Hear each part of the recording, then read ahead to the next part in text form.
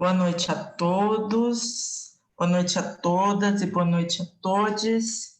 É com imenso prazer que hoje nós damos início, então, à nossa, eu acredito que seja a nossa última live do ano, né, do projeto Keep Learning Alive. Esse projeto é uma iniciativa do NDE, do nosso departamento, tá? Ele é institucionalizado junto com o programa de trânsitos, migrações, línguas adicionais, que nós temos também no nosso departamento de língua inglesa.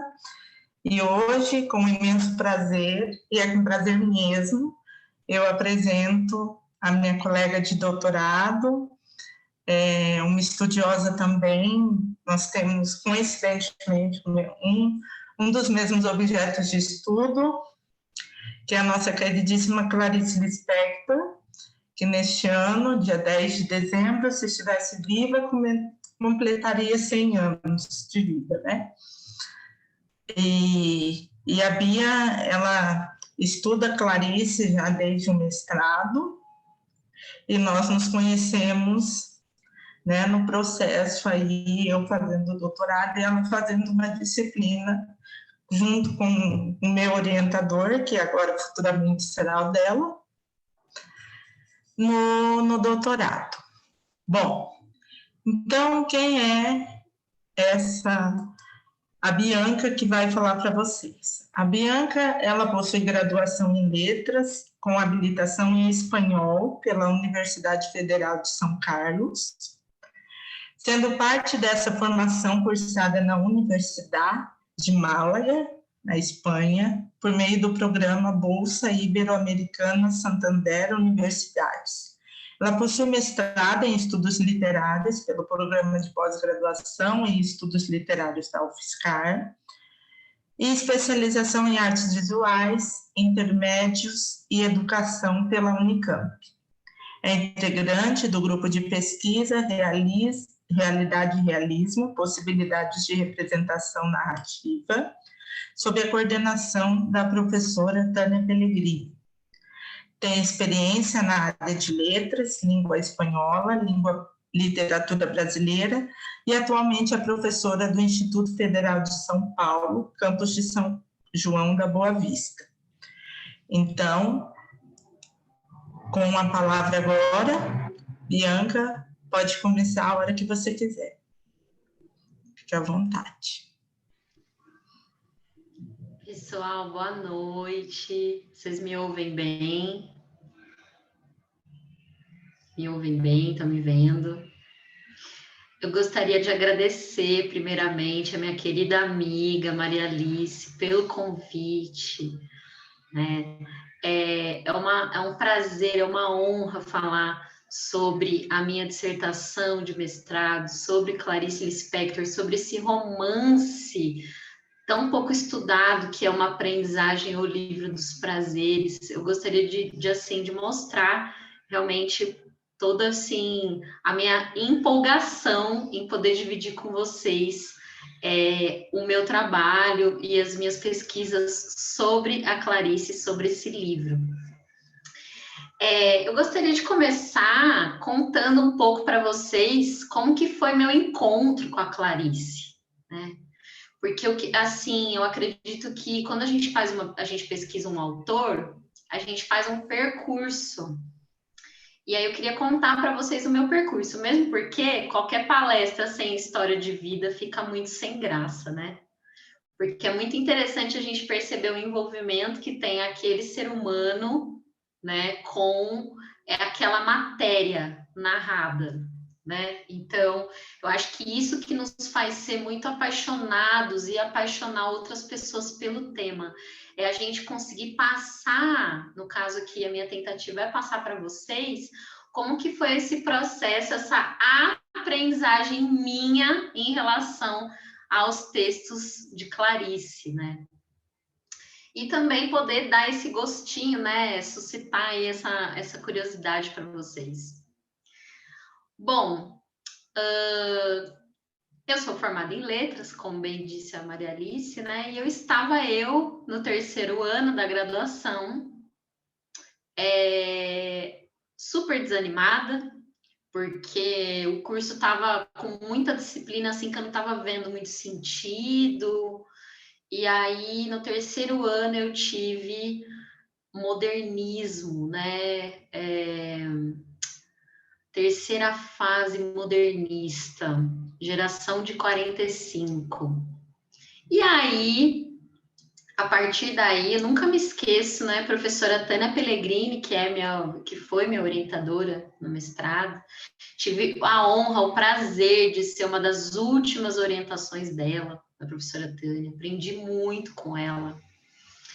E aí, a professora Tânia apresentou um livro de contos que chamava Laços de Família. E eu pirei quando eu comecei a ler aqueles contos, e eu me deparei com aquelas personagens, mulheres que eram muito perdidas, ao mesmo tempo que elas tinham filho, marido, casa, elas eram questionadoras, elas eram... elas queriam algo mais da vida.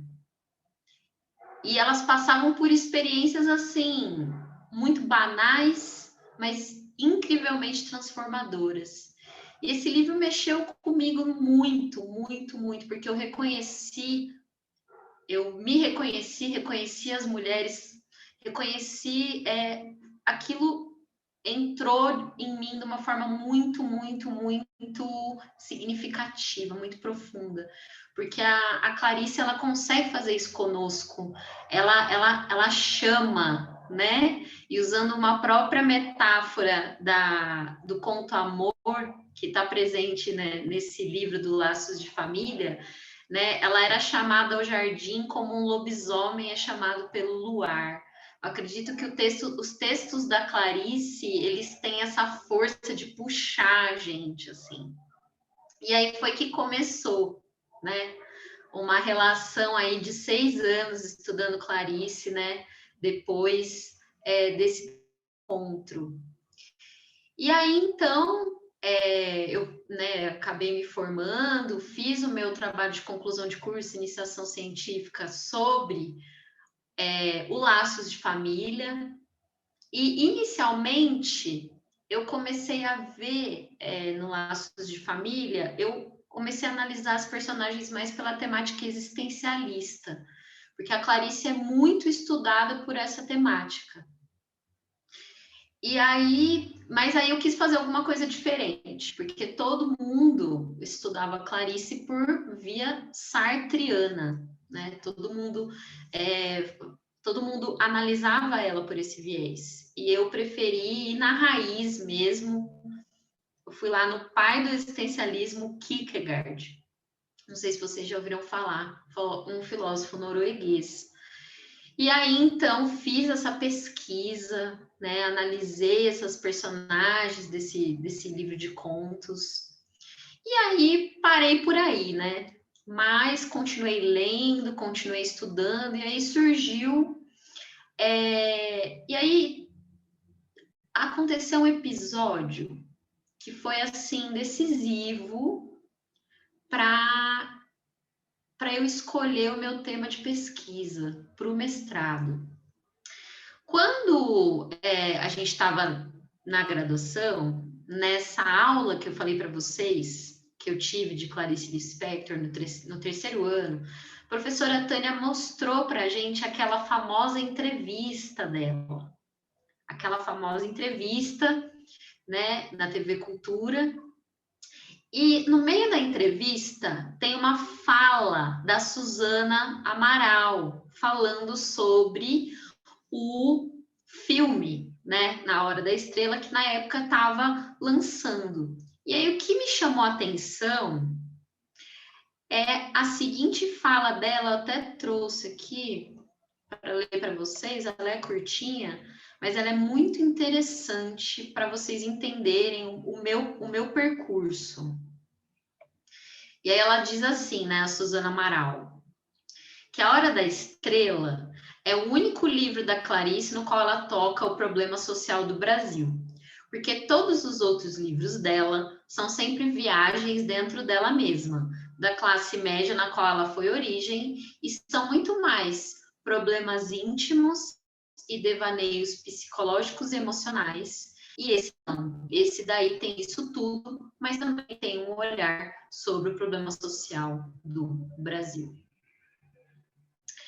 E aí eu fiquei encucada, né, gente, com essa afirmação, porque a formação que eu tive na UFSCar é muito uma formação para sempre ver a literatura colada com a sociedade. Então, o texto, ele diz sobre um contexto. Os meus professores todos são dessa veia do professor Antônio Cândido e do Roberto Schwartz, de conseguir ver a literatura e a sua relação com a sociedade. Aí eu falei assim, lembro nesse dia, eu levantei a mão e perguntei para a professora Tânia, eu falei, professora, mas isso é verdade? Como que só nesse romance, Na Hora da Estrela, a Clarice falou sobre o problema social? E aí a professora Tânia falou assim, não é só nesse romance, mas isso é algo que precisamos de mais tempo para entender. E aí, minha gente, que foi plantada a semente para esse trabalho, né? E aí depois eu fui fazer, né? Entrei no mestrado, comecei, na verdade, a pensar no que eu gostaria de estudar. E aí eu comecei, claro que assim, tudo depende da sua fundamentação teórica, de que modo você vê o mundo, qual que é o seu lugar de fala, né? De que maneira você entende o literário. Cada um tem a sua teoria, né? Do coração. A minha sempre foi a teoria sociológica, crítica dialética, como eu falei para vocês. Fui criada nessa escola. E aí, então, estudando Cândido, para pensar em alguma perspectiva de pesquisa, o Cândido diz que todo texto ele contém em si o seu contexto. Toda obra de arte ela tem amalgamada na sua estrutura o seu período histórico. E isso a gente sabe por conta do Adorno, por conta, né, do Walter Benjamin, por toda a escola de Frankfurt, que tem essa visão em relação à relação de literatura e sociedade. Então, aí eu comecei a pensar, nossa, mas todo texto fala sobre, né? E aí, gente, tem até, para quem não conhece, o Antônio Cândido tem, assim, um trabalho sensacional sobre isso, que chama Dialética da Malandragem, que ele estuda o Memórias do Sargento de Milícias, e ele mostra pelos movimentos que acontecem dentro da narrativa o que estava acontecendo no Brasil naquele momento, né, em que foi escrito esse romance. Então, a nossa perspectiva de análise é tentar buscar dentro dessa estrutura narrativa esse elo com a sociedade, com a história. E isso eu estou falando de uma maneira muito simples, né? Assim, claro que se vocês quiserem saber mais, né, o Antônio Cândido tem o livro que chama Literatura e Sociedade, que ele explica isso, assim, de maneira minuciosa. Mas a nossa tarefa enquanto críticos de literatura, desse tipo de análise em específico, da crítica sociológica, é ver no texto literário a sociedade. Tanto que eu adoro, né? Tem uma entrevista do Drummond que ele fala assim: o historiador, só estudando a história, não consegue entender um momento. é necessário que ele vá para a literatura, que ele vá para a crônica. Se ele lê a crônica, aí sim ele tem uma visão do que foi aquele momento histórico. E aí, então, gente, eu fiquei me perguntando, meu Deus do céu, a Clarice, o que será que dizem da Clarice, né? Assim, porque eu já tinha visto vários tipos de análise sobre ela. Essa muito comum, que era essa da filosofia, né? Análises feministas, já tinha visto vários tipos de trabalho, né? Mas assim, nenhuma de fato que ressaltasse essa questão da Clarice como social, como uma pessoa crítica em relação ao seu momento. E aí eu comecei a pesquisar e eu me deparei com esse romance, que ele é pouco conhecido. Vocês já conheciam esse romance? Uma Aprendizagem ao Livro dos Prazeres? Vocês conheciam? Sim? De todos os romances da Clarice, né? A gente tem ali os mais famosos, né? A Paixão Segundo GH, que é muito lido, né? Que é considerado a obra-prima aí, né? A gente tem também os contos, Legião Estrangeira, Os Laços de Família. A gente conhece muitos contos tal, mas esse, Uma Aprendizagem no Livro dos Prazeres, é assim, visto com uma certa desconfiança pela crítica.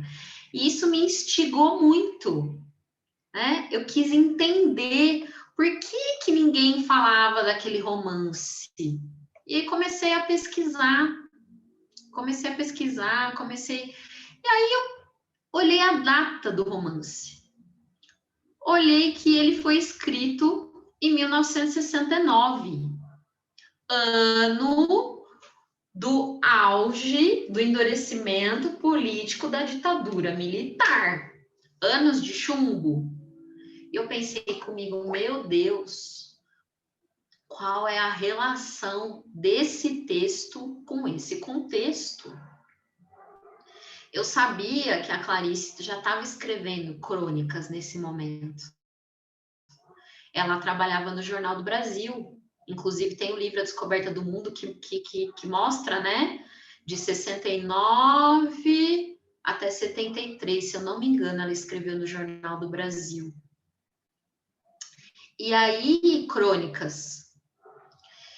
E aí eu pensei comigo, meu Deus, o que será que esse romance tem a ver com esse período de repressão, de supressão de direitos, de liberdades, de expressão, de liberdade de expressão?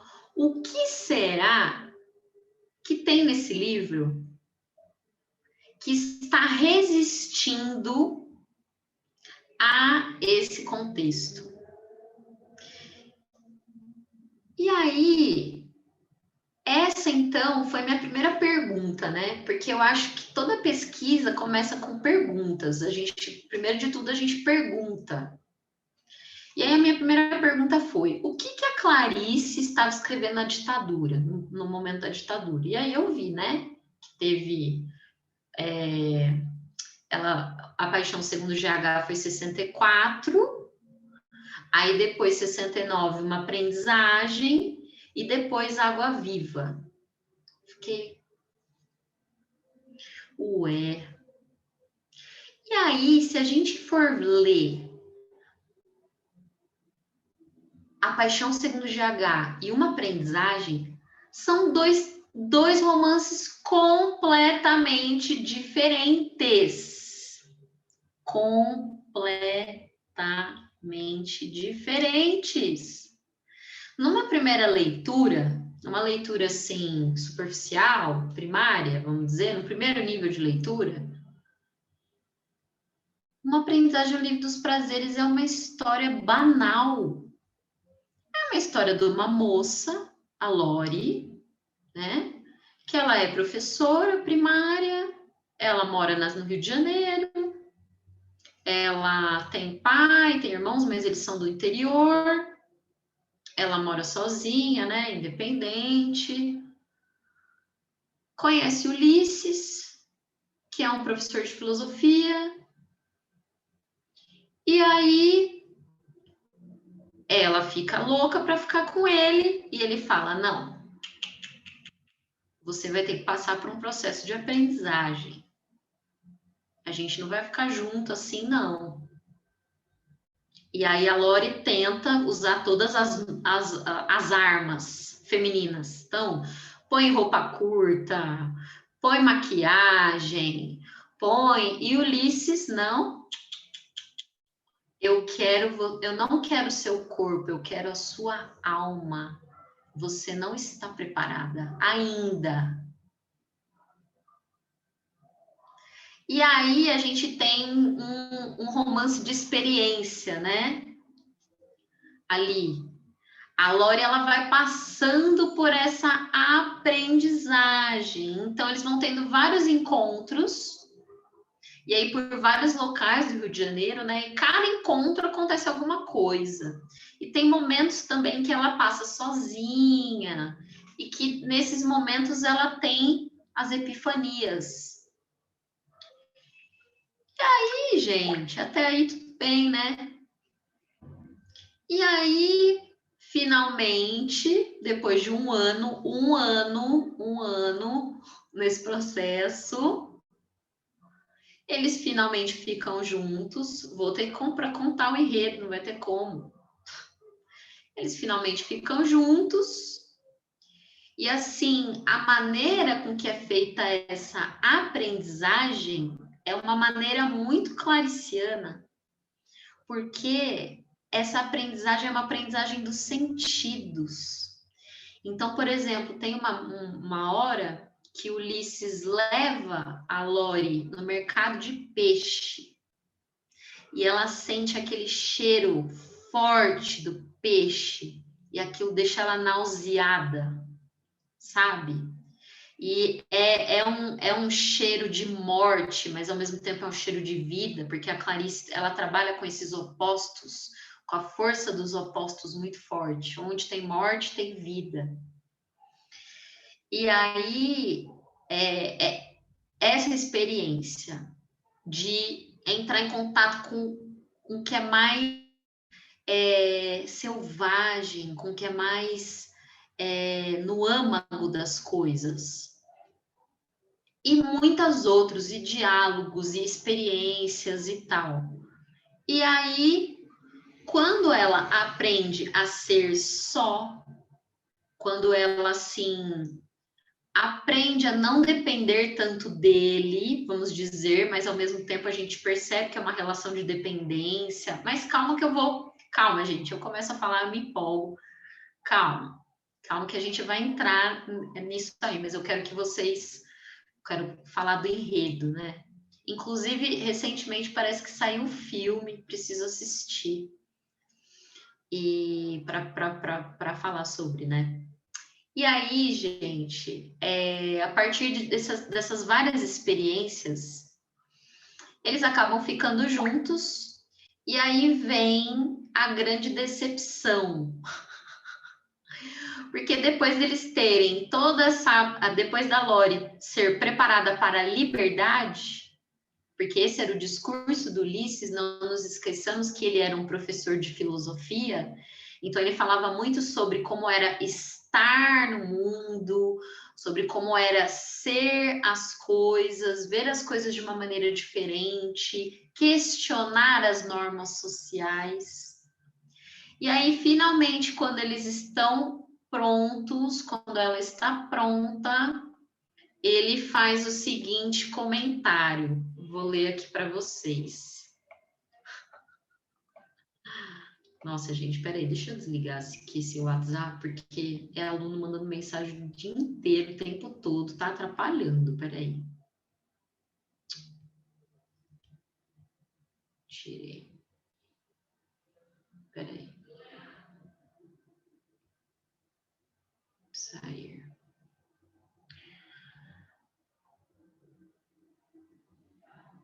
Oi, gente, vocês estão aí, né?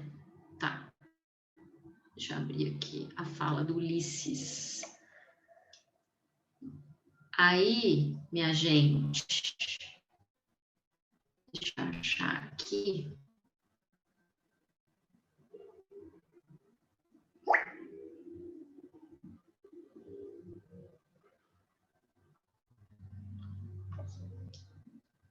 Ele diz assim: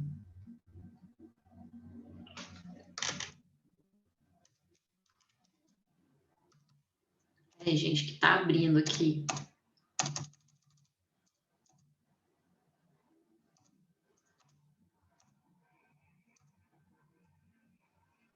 Só um minutinho, gente, que eu estou esperando abrir. Mas, enfim, enquanto abre aqui, a gente tem um final muito clichê, porque esse final, ele fala assim para ela.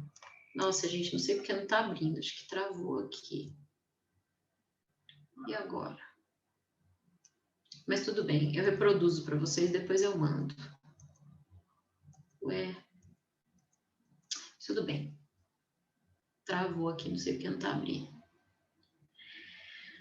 Ele diz assim: eu não tenho muito tempo para você, então a gente vai ter que se casar, porque eu trabalho muito, eu tenho muita coisa para fazer, e então o negócio vai ser a gente se casar. Oi, casamento? Como assim? Para quem é leitor de Clarice, a gente estudou a nossa vida inteira.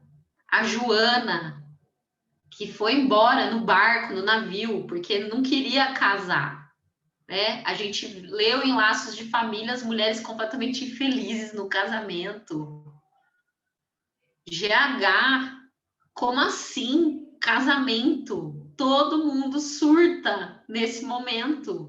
O amor para Clarice Lispector, no seu projeto literário, é algo extremamente conflituoso.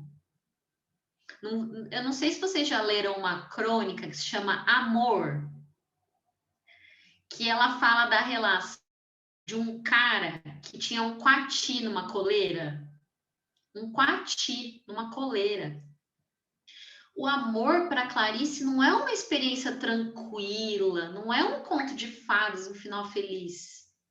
Muito pelo contrário, o amor é algo extremamente conflituoso. Não é à toa que o conto Amor se chama Amor, a história da Ana, né? É aquela história de, ai meu Deus, eu fico no jardim ou eu volto para casa? O amor para Clarice é algo assim muito que tem a ver com esses laços que aprisionam e ao mesmo tempo é uma situação confortável, mas ao mesmo tempo aprisiona. E aí, quando a gente vê aquele pedido de casamento, fica assim, quê? Mas como assim? Ulisses fez todo um percurso com ela para desmembrá-la das normas da sociedade, do que seria o casal ideal. E aí chega no final e pede ela em casamento, como assim? Como assim, meu Deus? E aí todos os críticos, né, a maioria debandou, falou não. A Vilma Areias, que é uma, né, uma grande estudiosa de Clarice, falou, não, errou escandalosamente nesse romance. E a Clarice é sensacional, porque ela termina o romance com 2 pontos. Não dá para a gente saber se aconteceu o casamento mesmo. A gente tem um desfecho remissivo. Ele termina com 2 pontos. Não dá para a gente saber se aconteceu o casamento, se não aconteceu. E aí eu fiquei super intrigada com esse romance. Eu falei, meu Deus do céu, mas o que é isso? O que é isso? Né? A Clarice, ela tá fazendo historinha de mocinha. Nossa, mas como assim? O casamento?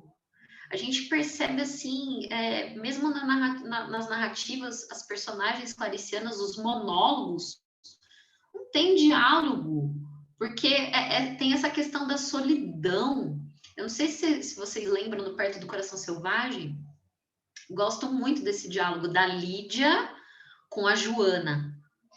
E aí a Lídia, gente, era amante do Otávio, que era o marido da Joana. E aí a Joana fala assim para ela: ô Lídia, você quer casar com ele? Né? Claro, é o sonho de toda mulher. Aí a Joana fala assim: mas eu não entendo, você já tem tudo, você está tendo até o filho. Aí ela fala assim: Deus me livre casar, nunca mais ter a solidão e só esperar pela morte. A visão do casamento para Clarice é uma visão pessimista, super pessimista. Porque essa união de fato não acontece. Não acontece. Os personagens, as heroínas claricianas, elas tentam se encaixar nas normas sociais, mas elas não conseguem. Elas não conseguem. Elas tentam se encaixar no papel de mãe, mas a maternidade é uma coisa doída, é uma coisa forçada. Por exemplo, como é no conto Laços de Família, que é o conto que dá o nome ao livro, que é a experiência da Catarina com a sua mãe, que é uma experiência, assim, uma relação traumática. Mas, ao mesmo tempo, né, a Clarice, ela não demoniza completamente, porque essa é a cereja do meu bolo, pessoal. Aqui não tem certo e errado, né? Aqui a gente tem o próprio paradoxo tratado como matéria. E aí eu vou continuar a minha história para vocês, né? Que vocês vão perceber pelo meu próprio percurso, pela minha própria aprendizagem, como que eu me deparei com isso. E aí para vocês, eu li esse romance, eu falei, meu Deus, o que é isso? Fiquei muito curiosa. Falei, nossa, mas qual que é qual que é a relação, né? Como que uma aprendizagem do Livro dos Prazeres dialoga com o seu contexto histórico, né? E se existe um diálogo entre a literatura e aquele período, de que maneira ele se elabora? De que maneira a gente por meio de quais elementos ele se manifesta? Porque, como eu contei para vocês, é uma história banal, é um romancezinho, se for parar para pensar, né? Então, a gente não tá usando nenhum tipo de tema a ver com a ditadura militar ou com qualquer contexto, muito pelo contrário, né? Então, tá na forma, já que a gente não tem o tema, porque como diz o Alfredo Bose, que é também minha referência, a resistência dentro de um texto literário está ou no tema ou no processo. No caso na forma. Eu falei, meu Deus do céu, no tema não tá. Por quê? Né? E aí também, quando a gente começa a estudar mesmo a crítica sociológica, a gente vê que um romance falar de uma determinada época, citar esse período histórico, não necessariamente significa que ele esteja. A gente pode ter um romance completamente fragmentado, que fala muito melhor sem o tema daquele momento, que fala muito mais sobre ele, porque, como diz o Adorno, a forma diz o Adorno, tanto também o Lukács, ou Lukács, não sei, cada um fala de um jeito, né? Da forma do romance, que ele tem esse livro que é sensacional. A forma, ela vai dizer sobre o seu contexto, então não necessariamente precisa ter o tema. E para mim, assim, o maior exemplo sobre isso é o romance Zero, do Inácio Loyola de Brandão, que é uma coisa completamente fragmentada, diferente, e tá ali falando muito sobre o que está passando com aquele indivíduo que está numa ditadura militar. E muitos outros exemplos, né, gente? E aí, gente, tá tudo bem? Vocês estão ainda? Vocês estão me ouvindo? Tá tudo bem? Sim, Bia, nós estamos te ouvindo, sim. É tão ruim ficar assim, sozinha, no silêncio. Eu sei bem como é isso, meus alunos que o digam. Bom, e aí, gente, voltando então.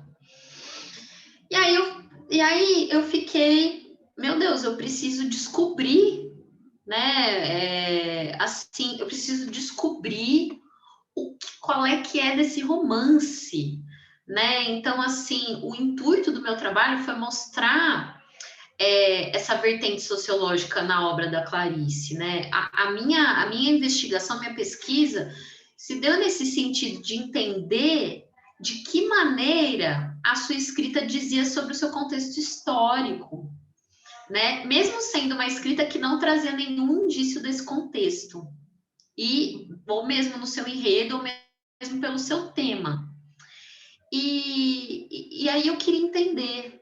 Eu acho que o meu trabalho foi uma tentativa de entender o modo de pensar da Clarice, o próprio âmago dela enquanto escritora, né? Eu realmente busquei entender o que quis dizer com um romance tão contraditório.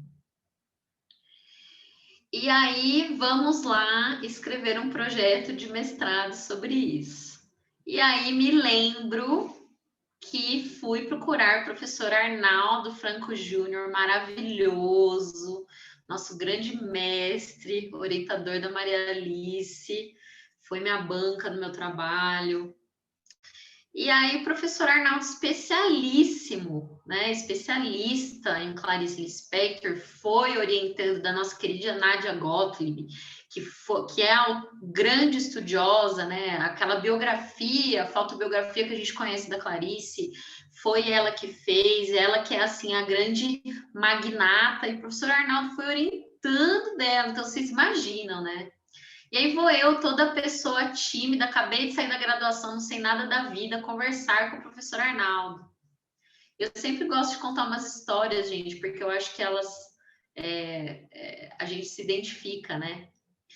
E aí eu fui procurar, falei, professor, então, olha,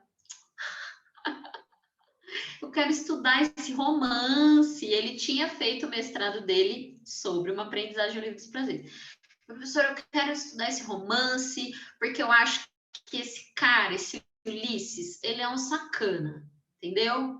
Ele é um sacana, ele é um machista, porque ele fica lá controlando a Lori, e quando a Lori fica pronta, ele fala de casar, não entendi nada disso aí, tá tudo errado. E aí o professor Arnaldo olhou para mim e falou assim, olha, você precisa amadurecer um pouco. Eu, se fosse você, esperaria mais um ano para prestar o processo seletivo. Porque a sua leitura do romance ainda está muito imatura. Gente, vocês imaginam como eu fiquei, né? Falei, ai meu Deus do céu, mas eu sou teimosa. E eu fui teimosa. E eu prestei, eu falei, vou amadurecer, vou sentir na pele ali. Professor, vou tentar entender se a minha leitura tá imatura, eu vou tentar entender o porquê, o que está faltando que eu possa entender. E realmente, o processo de ter feito a pesquisa foi um processo de muita maturidade, gente, de muita maturidade, porque realmente como eu falei para vocês, a Clarice, ela transforma a gente quando a gente lê. E eu passei por essa transformação, porque eu tinha um nível de leitura muito superficial. Eu achava que a Lori era uma mocinha coitada, inocente, e o Ulisses era um canalha machista. Eu achava isso. Né, e aí, depois desses 2 anos estudando esse romance, eu entendi, gente. Eu entendi o quanto que eu realmente estava equivocada. Eu só estava vendo uma partezinha, sabe o iceberg? Eu estava vendo só a pontinha ali do iceberg. E é muito interessante quando a gente estuda a literatura, acredito que qualquer tipo de estudo que a gente se aperfeiçoa, é muito gratificante a gente perceber como a gente amadurece ao longo do processo e como a gente vê coisas que a gente não via antes, né? E é muito interessante porque, assim, 2 anos não foram suficientes para eu entender esse romance. E quando a gente estuda Clarice, a gente chega num entendimento de que a complexidade da matéria dela é muito grande e ela não tem resposta. Porque, como eu falei para vocês, ela trabalha o paradoxo. Então, quando você entra para analisar tanto um conto, quanto uma crônica, quanto um romance da Clarice, você vai entrar num labirinto. E aí eu comecei a entrar nesse labirinto, gente. E aí eu comecei a perceber que a visão que eu tinha era uma visão binária, era uma visão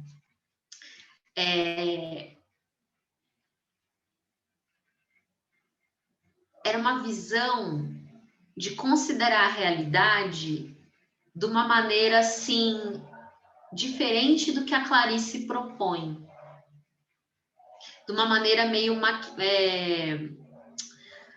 de considerar como se só existisse opção A ou opção B. Então, ou ele é bonzinho ou ele é mau. A Lori, ou ela é boazinha ou ela é má. Tô usando assim tô fazendo essa comparação muito simples para que vocês possam entender. A narrativa da Clarice, ela escancara isso na nossa cara. E aí eu comecei a perceber, gente, que a Lori, essa sereia, porque ela é... Na verdade, peraí, calma. Vamos lá. Então, comecei a estudar. Senão me perco, gente. Comecei a estudar e falei, vamos ver o que a crítica disse sobre ela. E aí eu encontrei 3 vozes dentro da crítica sobre Uma Aprendizagem, o Livro dos Prazeres. Gente, vocês estão me ouvindo bem? Porque aqui começou a chover. Eu acho que vocês devem estar me ouvindo bem sim, né? Aí, gente... A gente está te ouvindo bem sim, Bia. Aí, eu encontrei 3 vertentes na crítica. Uma que falava que o romance era péssimo. Como eu falei para vocês da Vilma Areias. Desculpa, eu sempre falo o nome dela errado. Esse romance é um fracasso. A Laís Correia Araújo, que era também uma crítica literária, esse romance é péssimo. Assis Brasil também, não, esse romance... Nossa, Clarice caiu para banalidade.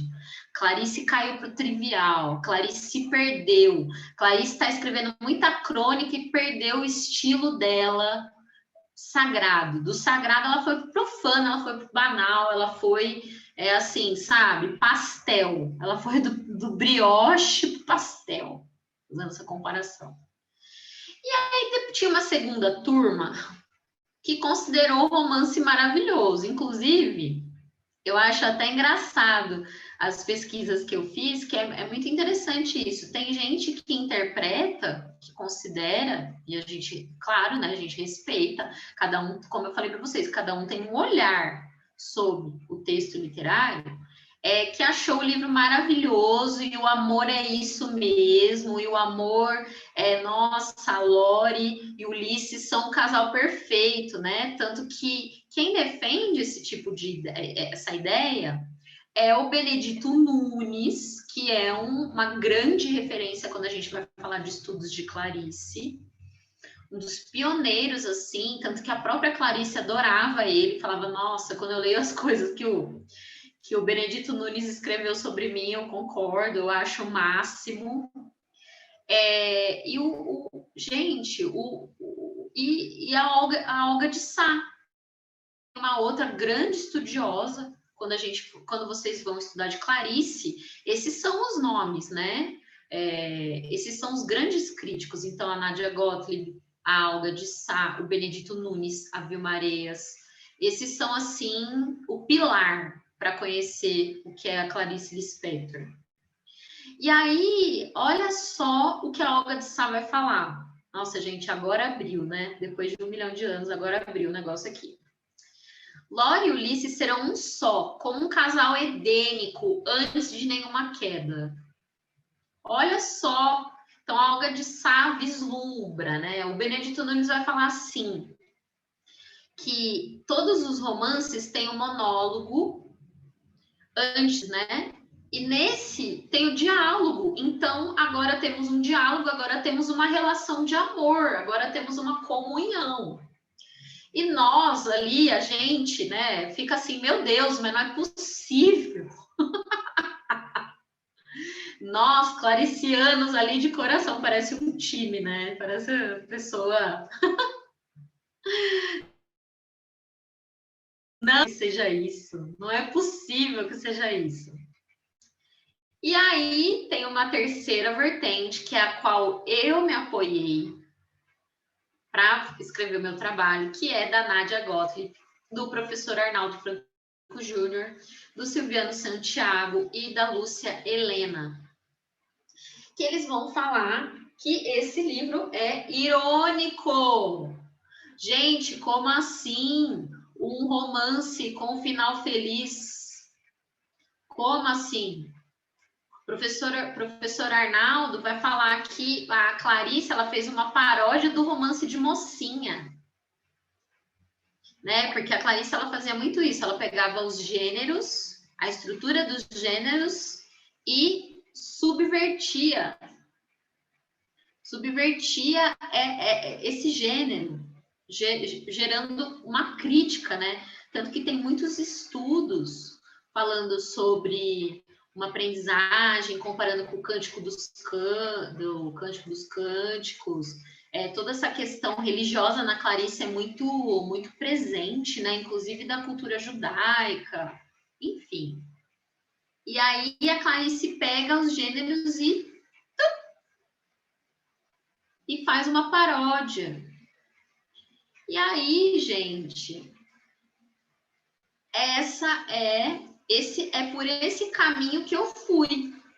Porque eu pensei assim, para mim é isso que faz mais sentido, né? Então, aí, por exemplo, a Nadia Gottlieb, ela vai dizer, ela fez uma descoberta incrível sobre esse romance, que ela fala que nesse romance a gente tem uma estrutura que se chama quiasmo, que trata-se de uma série dupla de contrários invertidos, né? Que é como se fosse um X, e a gente tem, então, um jogo de imagens da relação de homem e mulher, no caso do Ulisses e da Lore, em que tanto um seduz o outro, como o outro é seduzido. Então, não é mais só ele que seduz ela, como eu estava pensando na minha leitura superficial. É algo muito além, porque ela também seduz ele, e eles ficam nesse jogo.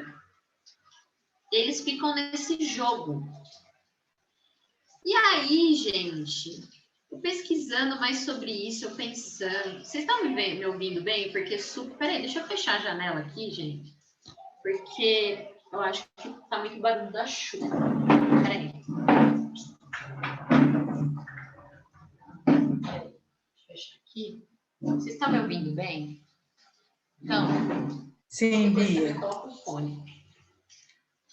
Ô, Maria Alice, fala para mim quando é para eu parar de falar, porque aqui, filha, eu vou longe. Olha, eu acredito que você pode ir fazendo as suas considerações. Aí a gente já pode abrir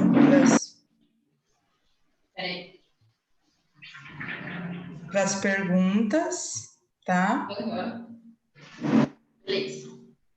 Nossa, gente, falo demais, né? Falo muito. E aí, pessoal, eu fechei a janela, deu uma abafada aqui no som.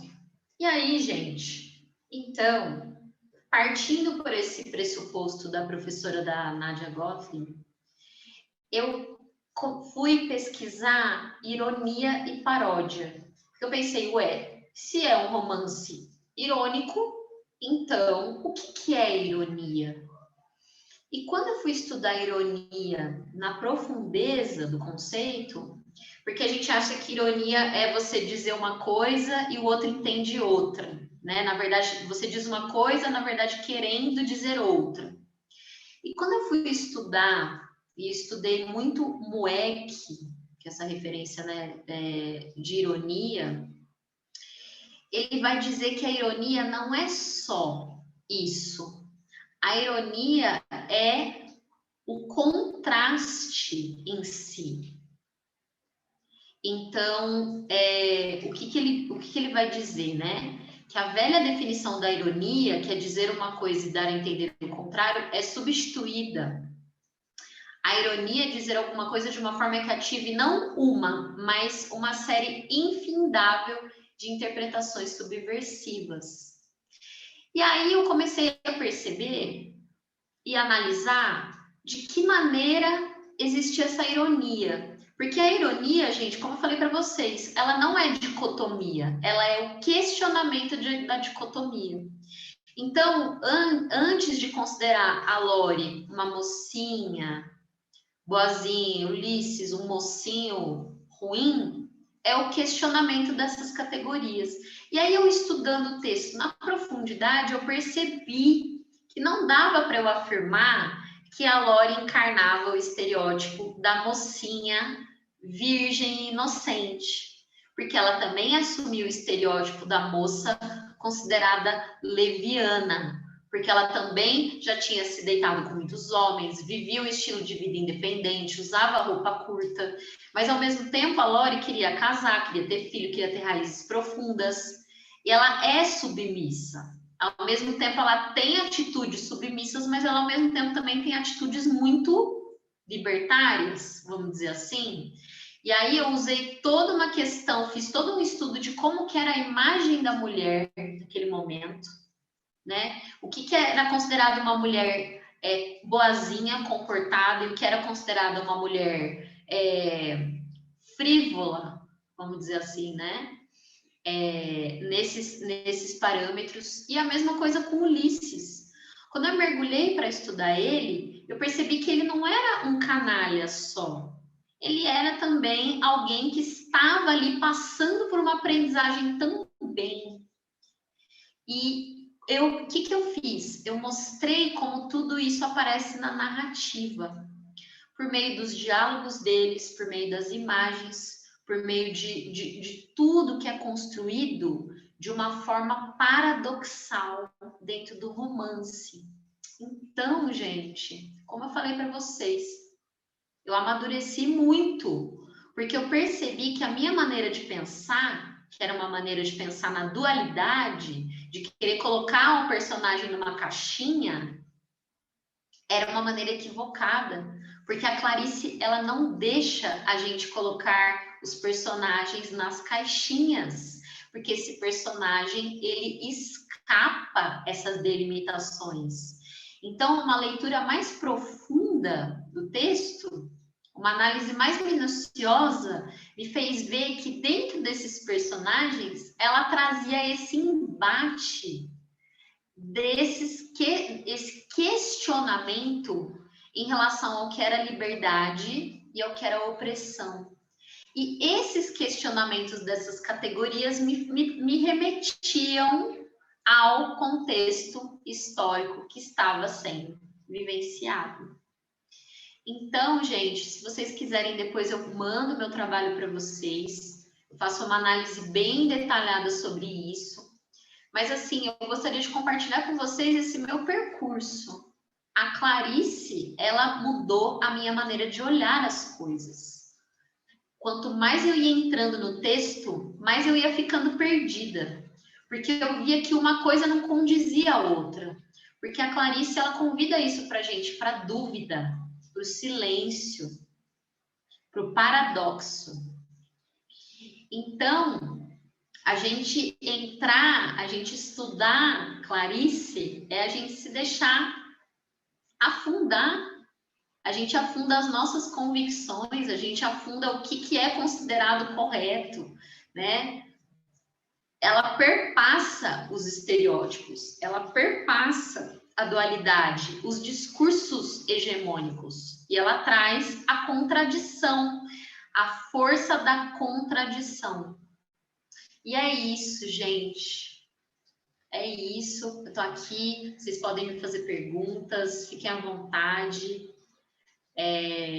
Estou aqui para responder. Leiam o romance, sintam essa própria confusão que ele deixa na gente. E é aquela coisa, é os 2 pontos no final do romance que fiquem abertos.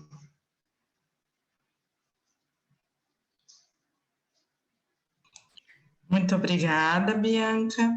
E assim, nossa, é muito. Eu estava ouvindo você falar do seu percurso e eu estava lembrando do meu, né? Porque a Clarice, ela tem muito isso. A gente se imagina traçando um percurso de pesquisa, se imagina desenvolvendo um trabalho, de repente. A leitura da Clarice não é só a Clarice que é epifânica, mas a própria leitura da Clarice é epifânica. Porque lá um belo dia, você tem um insight enquanto leitor e você descobre as suas leituras, elas dão uma reviravolta, assim, que você fala, meu Deus, como eu não pensei nisso. Né? E quando eu, ao contrário da Bianca, não estudei o romance, eu estudei os contos, né? Alguns contos das várias antologias e coletâneas que a Clarice publicou, mas quando a gente vai vendo esse projeto literário que a Clarice tem, a gente vai vendo que o próprio projeto literário dela é algo assim que a gente fala, meu Deus, mas para onde vai isso? Né? Desconstrução, né? Exatamente, mas ao mesmo tempo que a gente se vê, né? Eu acho que esse livro da Clarice, esse título, Uma Aprendizagem ou um Livro dos Prazeres, é justamente isso. Ler Clarice é sempre uma aprendizagem, seja lendo crônica, seja lendo conto, porque eu me identifiquei muito nas suas falas, e me veio assim um filminho, sabe, Bia? Enquanto você falava assim, me veio um filminho.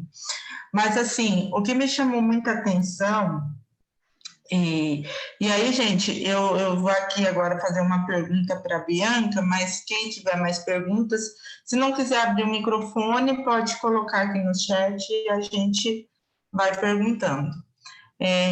O que me chamou assim bastante atenção foi ver essa questão de como, para Clarice, a ironia, a própria paródia, é como se ela revisitasse tudo isso, reformulasse tudo isso, né? E desse uma nova perspectiva a algo que a gente pensa que já sabia o significado, né? A Clarice ela é muito interessante nesse sentido. Nós podemos ter Clarice por 2 vieses. Ou nós podemos ficar naquela leitura rasa e fazermos uma leitura também simples, ou nós podemos nos aprofundar e como o professor Arnaldo mesmo dizia, fazermos uma leitura abissal, né? Essa leitura que vai num aprofundamento cada vez maior. Então, eu gostaria, assim, porque você disse que você estudou essa questão da ironia, um pouco dessa questão da paródia, e aí você foi descobrindo que não havia estereótipos, né? E não há mesmo, nem estereótipos, nem nada muito definido. Nem certezas. Nem certezas. Nada, né? A única certeza que tem é que não tenho certeza de nada. Exato. Talvez seja isso. Então, o que a gente vê, né? Essa forma, porque a Clarice, tanto nos contos quanto no romance, a gente sempre vê os relacionamentos na Clarice como relações, assim, de subordinação, relações assimétricas. O personagem masculino ou o personagem feminino nunca estão no mesmo nível, ou dois personagens masculinos, dois personagens femininos também não estão no mesmo nível. Isso não é questão de gênero, não é questão de sexo, não tem nada a ver, é uma questão social. E aí eu consigo ver um pouco daquilo que você falava, porque eu sempre, quando eu vou citar a Clarice, eu falo que a crítica considerava a Clarice uma burguesa alienada, que falava dessas trivialidades, dessas situações comezinhas do dia a dia, mas por trás disso, quando a gente lê GH, morando lá no 13º andar, na cobertura, né? E lá um belo dia ela decide, né? Ela já havia mandado a empregada embora e ela fala, eu vou limpar o quarto, né? Então, e aí a construção geográfica do próprio livro vai mostrando como ela sai do escuro e se encaminha para o que ela pensava que seria o mais escuro ainda. E quando ela entra no quarto da empregada, qual é a surpresa que ela tem? Que lá é claro, lá é muito claro, né? Então, é uma aprendizagem. Essa personagem, ela também passa por uma aprendizagem. As personagens da Clarice, elas passam por aprendizagem, né? Esse é um romance, mas quando a gente tem a história da Ana, que fica lá indecisa, eu estou no Jardim Botânico, eu fico aqui, minha vontade é de ficar, ou eu volto para a minha vida enquanto mãe, enquanto esposa, e ela acaba voltando. Só que uma coisa que é evidente na Clarice é que quando volta, já não volta da mesma forma, já não volta do mesmo jeito. Volta para o mesmo lugar, mas não é a mesma pessoa que retorna ao lugar, né? E é justamente isso que eu achei muito interessante que você falou, que você foi percebendo que a Lori não era tão passiva. Exato. E o professor Arnaldo, ele sempre dizia que as personagens da Clarice, elas parecem que se veem obrigadas a cumprir um papel para o qual elas não se enquadram. É como se uma outra pessoa escrevesse um papel que elas fossem obrigadas a cumprir. Mas em um determinado momento elas esbarram e elas tropeçam na curva ali e aí elas revelam que elas realmente são, né? E então me fez pensar um pouco na questão da perspectiva do Foucault. E era aí a minha pergunta. Eu fiz tudo isso para chegar numa pergunta. Me fez muito pensar na perspectiva do Foucault, nessa questão de relações de poder, de que não existe um poder imposto e não existe algo demarcado entre o oprimido e o opressor.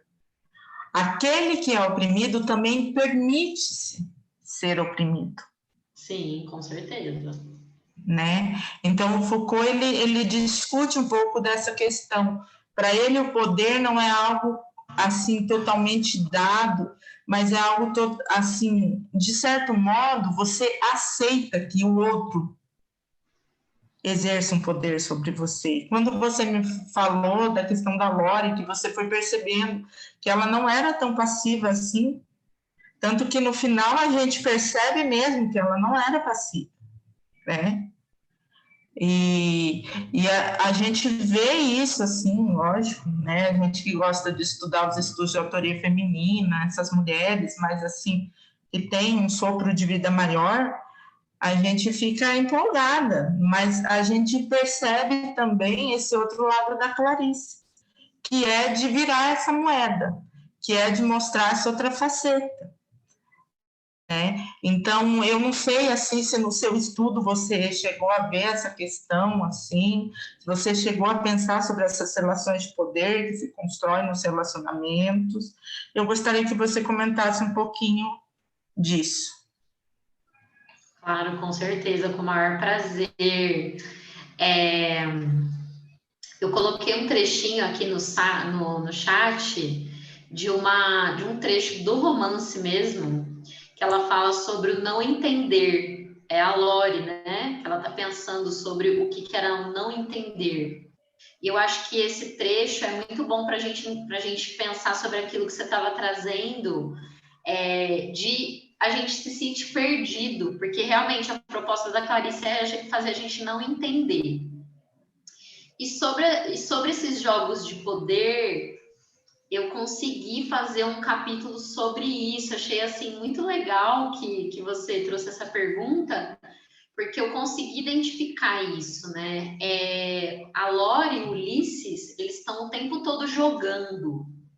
Então, assim, quando a Lori toma corpo no jogo, o Ulisses fala, mas quem seduz você sou eu. E aí eles ficam nesse jogo quando ele, nossa, eu lembro uma cena assim, ela corta o cabelo e ele fala, mas você não me pediu permissão para cortar o cabelo. E ao mesmo tempo, no encontro anterior, ele estava falando sobre como ela tinha que ser livre, né? Como que ela tinha que realmente tomar as decisões por si própria. Então é muito louco a gente perceber como que eles ficam o tempo todo um querendo controlar o outro. E a Lori tem isso que você falou. Ela, ao mesmo tempo que ela quer casar e que ela é super apaixonada pelo Ulisses, ao mesmo tempo ela já teve muitos amantes, ela quer ser livre, quer ser independente. Nossa, assim, são muitas contradições. E eu acho que essa é a matéria central, é a contradição. Então, eu fiquei muito perdida. Eu acho que é o percurso de todo pesquisador, né, Alice, de Clarice, ficar perdido, porque a gente entra com uma teoria, a gente entra com uma pergunta e suscitam muitas outras perguntas. Outra coisa também, gente, que eu esqueci de mencionar para vocês, foi feita uma pesquisa, né, Eduardo Nolasco, ele chama, Uma Aprendizagem Livre dos Prazeres, é uma junção de várias crônicas que a Clarice já tinha publicado no Jornal do Brasil. Então, ela pegou várias crônicas, fez ali, né, assim, e assim, 70% do romance é feito com essas crônicas. Então, a impressão que dá, assim, é que ela foi lá, pegou um monte de coisa, juntou e pronto, ó, vocês querem um romance? Tá aqui. Então, são muitos mistérios. E a gente fica assim, será que ela fez isso de propósito?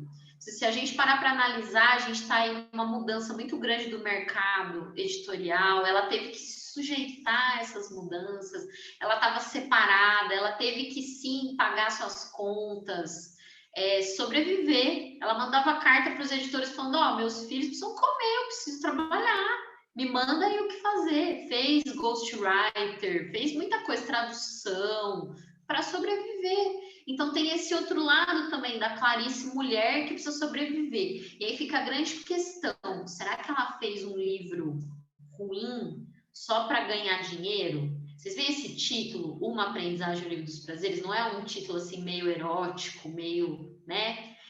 Será que foi uma questão de marketing? Ou será que ela está sendo profundamente irônica? E todo mundo caiu achando... Tem gente que fala assim, nossa, meu romance preferido é Uma Aprendizagem porque tem um casamento. E a gente não sabe se tem. Então, é isso, Alice. Eles ficam disputando esse poder. Então, por exemplo, o Ulisses fica com seus amantes. Você já foi abordada na rua? Tem umas horas que ele trata ela assim como se ela fosse uma prostituta. E tem outras horas que ele trata ela assim com esse carinho, com essa... Por exemplo, ela liga para ele falando que ela tá com medo porque tem um cara rondando o apartamento dela. Ele vai, sabe assim? E ela a mesma coisa, ao mesmo tempo que ela odeia ele, que ela, né, ela fica com raiva, porque ela fica muito tentando seduzir ele e ele não tá nem aí, ao mesmo tempo ela ama ele de paixão. Então eles ficam nesse joguinho, nesses jogos de poder, né? E ao mesmo tempo que ele desaprova ela, que ele fica criticando, ao mesmo tempo ele aprova. E isso tem muito a ver com o relacionamento, né? Assim, será que a Clarice também não está fazendo uma crítica em relação a isso? Dessa própria contradição, dessa complexidade desse relacionamento? E que isso tem tudo a ver, né, gente, com esse contexto histórico. Porque a gente está... o discurso na ditadura militar é: vamos colocar ordem na casa. Por isso que a gente está assumindo poder. Mas ordem por meio da violência? Mas ordem por meio dos assassinatos, dos sequestros? Que ordem que é essa? Que tem gente até hoje defendendo e querendo a volta da ditadura. Então, cada um lê de um jeito. Eu li como ironia. E aí, cada um tem a leitura, né? E aí eu tentei mostrar no meu trabalho como que é composta essa ironia. E pelos jogos de poder, com certeza, comecei a perceber que a Lori não era tão boba assim, como bem a Alice disse. Então, Bia, inclusive eu gostaria também de, agora, né, já mais, assim, curiosidade mesmo. Eu gostaria de saber se você tem algum trecho mesmo, de algum diálogo deles, em que você percebe mesmo essa ironia, assim, porque eu acho que fica muito melhor quando a gente mostra, né, com os fragmentos da própria Clarice, porque parece que assim fica mais visível, né, para que as pessoas percebam que realmente ela trazia isso, né? E no caso aqui, só enquanto a Bia vê ali, até a própria paródia, né? Como a Clarice trabalha a paródia, em alguns momentos ela recupera algumas coisas, algumas questões religiosas, mas ela não trabalha assim de uma forma pura e simples. Eu vou pegar, vou jogar aqui, vou ridicularizar e está pronto. Mesmo quando ela trabalha com a questão da paródia, ela faz uma paródia que tem um fundo crítico, que tem uma certa seriedade. Tanto que existe até um termo nos procedimentos literários da Clarice que se chama paródia séria, justamente porque é uma paródia que não tem só um fim mesmo de ridicularizar, tem também um fim de mostrar essa criticidade. E aí, então, Bia, se você tiver aí algum exemplo para mostrar essa questão dessa ironia, claro. puder Vou ler para compartilhar minha nós. tela. Vou compartilhar minha tela para vocês verem. Eu vou... Peraí. Ai, meu Deus. Vocês estão aí? Vocês estão? Ai, que susto. Falei, pronto, caiu, né? Não, estamos aqui. Vocês estão vendo minha tela? Sim. Eu vou mostrar para vocês, vou começar com o exemplo da paródia, que a Alice falou que é muito bom. Tem um exemplo de paródia aqui sensacional, e ele é curtinho. Quer ver? Olha aqui o trecho, ó, gente, que eu queria ler para vocês, mas tudo bem, depois eu leio. Olha, é aqui, ó. Vocês estão conseguindo ver? Sim, Bia. Ó. Foi no dia seguinte que, entrando em casa, viu a maçã solta sobre a mesa. Era uma maçã vermelha, de casca lisa e resistente.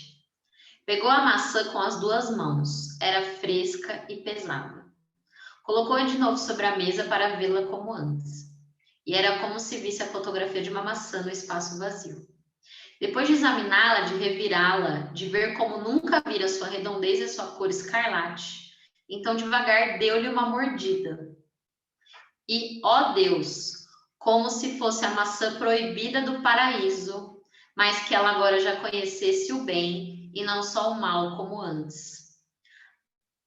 Ao contrário de Eva, ao morder a maçã, entrava no paraíso. Só deu uma mordida e depositou a maçã na mesa, porque alguma coisa desconhecida estava suavemente acontecendo. Era o começo de um estado de graça. Então, gente, a gente vê aqui uma paródia clássica com um texto bíblico, né? A gente percebe que no texto bíblico, né, quando morde a maçã, é expulsa do paraíso, né? Quando a Eva morde a maçã, ela é expulsa do paraíso. E aqui, ao morder a maçã, entrava no paraíso. Então, olha só o que a Clarice está dizendo para nós. Ela está usando essa imagem da maçã, usando a imagem da Eva, para mostrar para a gente que aqui nesse processo de aprendizagem ou de desaprendizagem, né, que também isso fica ambíguo, a Lori estava entrando no paraíso e não sendo expulsa. Então, nesse sentido, a gente tem essa paródia. E aí, um outro exemplo de ironia, assim, que a gente pode ver, né? Quer ver, gente? Vou ler aqui para vocês um trecho do Ulisses. Ulisses falando sobre a Lori, tá? Aqui, ó. Lorelai é o nome de um personagem lendário do folclore alemão, cantado num belíssimo poema por Heine.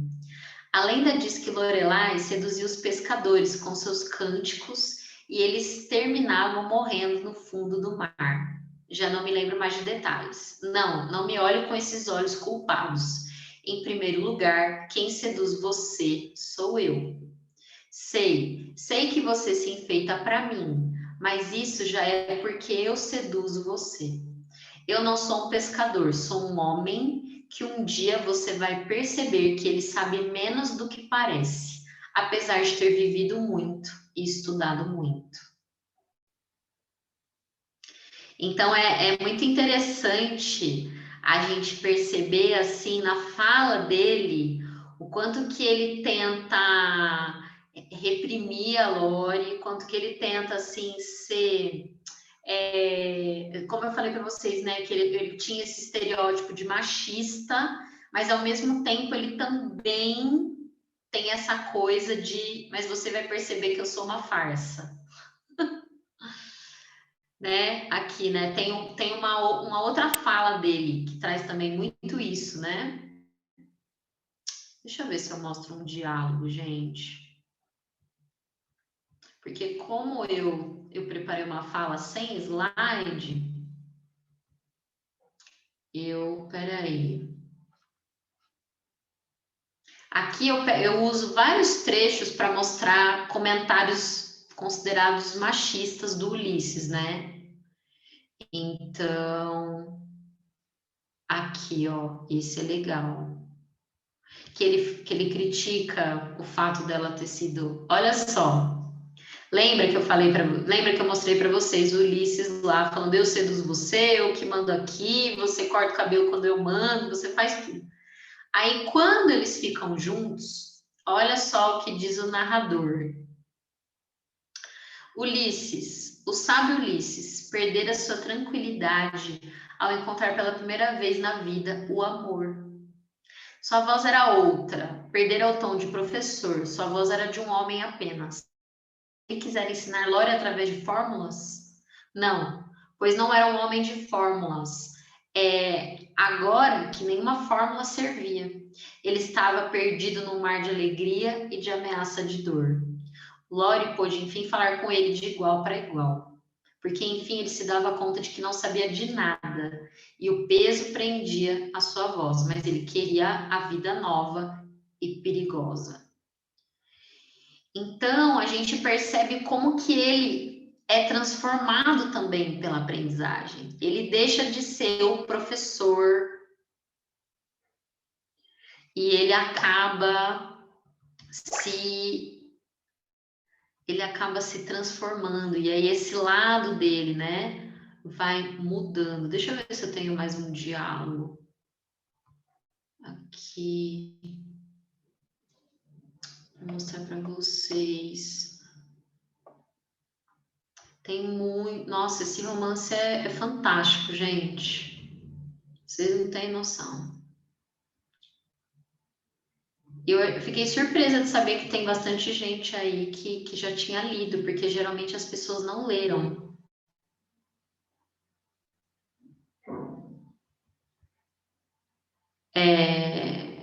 Deixa eu ver.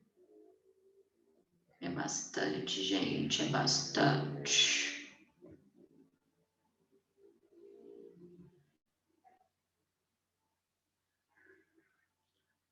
Olha só, um desses diálogos aqui, pequenininho. Mas há muitas coisas, Lori, que você ainda desconhece.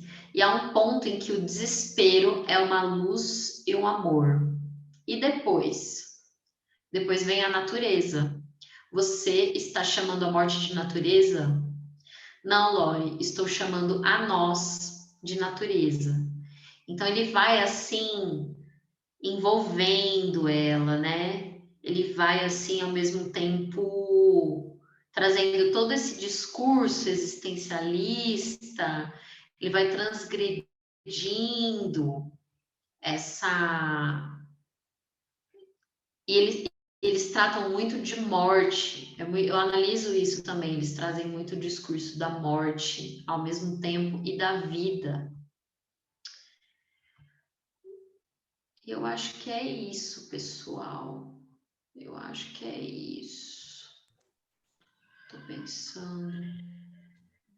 Eu acho que deu bem assim para a gente ter uma ideia, Bianca, de como que essas coisas vão aparecendo e vão se reconstruindo e vão se reformulando ao longo de todo o livro, né? Eu acho que os seus exemplos assim eles foram bem cheios, né? Porque às vezes, como é um livro, a gente se perde, né, no meio de tantas citações que a gente gostaria de colocar, e é por isso que também que eu escolhi conto, porque, né, senão eu ia querer pôr tudo e ia ficar 2 volumes.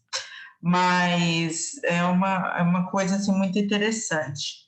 E eu gostaria, então, de saber se alguém tem alguma pergunta, alguma consideração. Alguém gostaria de comentar alguma coisa? Eu sei que infelizmente ela não está aqui hoje, mas eu sei que a gente tem uma aluna no programa de pós que estuda muito a Clarice e ela defendeu o TCC dela sobre se ela continua estudando a Clarice no mestrado, né? Então, a Clarice é sempre instigante, parece que quando a gente começa a estudar a Clarice, a gente não se livra nunca mais, né? Não se livra nunca mais.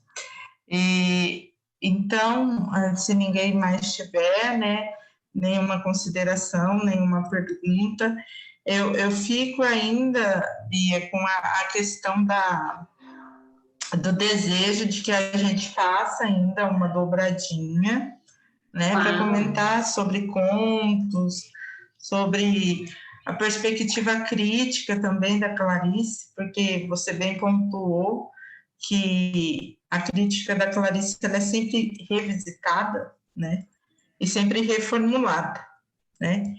E então, assim, nesse sentido, eu gostaria de agradecer muito pela sua fala. É sempre muito bom a gente retomar coisas que a gente gosta com pessoas que são queridas para nós. E eu gostaria de dizer para você, a gente falou tanto aqui, né, do professor Arnaldo, ele fez uma live, inclusive no Keep Learning Alive, que foi uma honra, né? E assim, foi muito, muito prazeroso tê-lo aqui.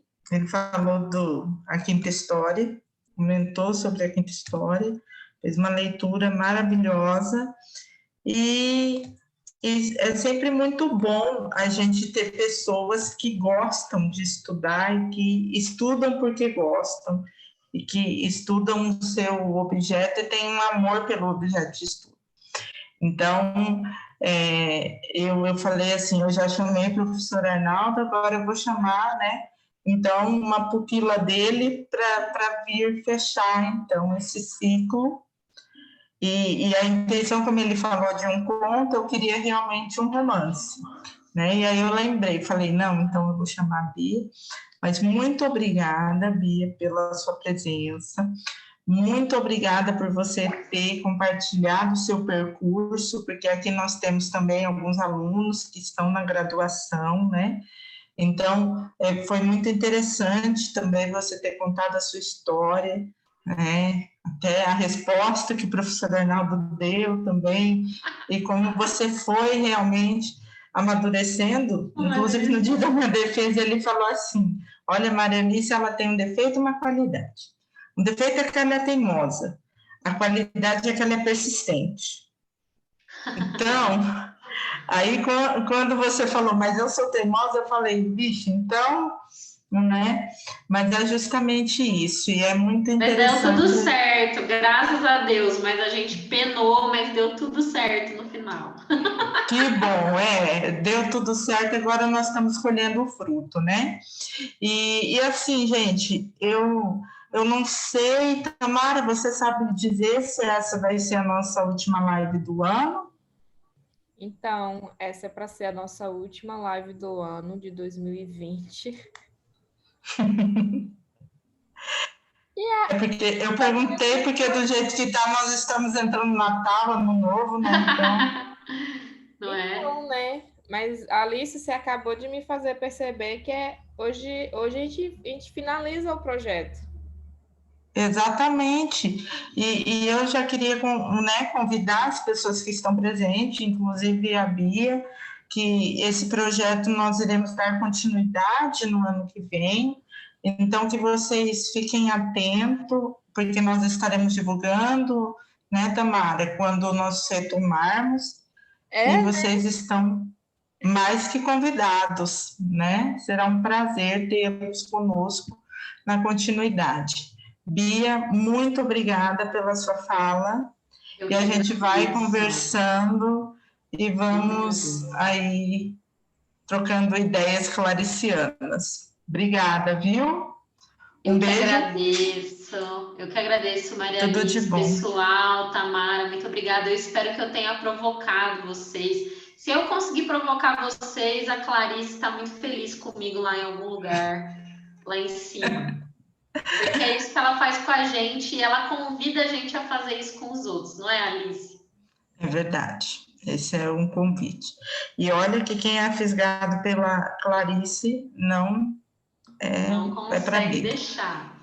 Muito obrigada, viu, Bia? Obrigada a vocês. Um beijo de São Carlos. Interior. Tudo de bom, tudo de bom. Obrigada, e que a gente possa ainda se encontrar.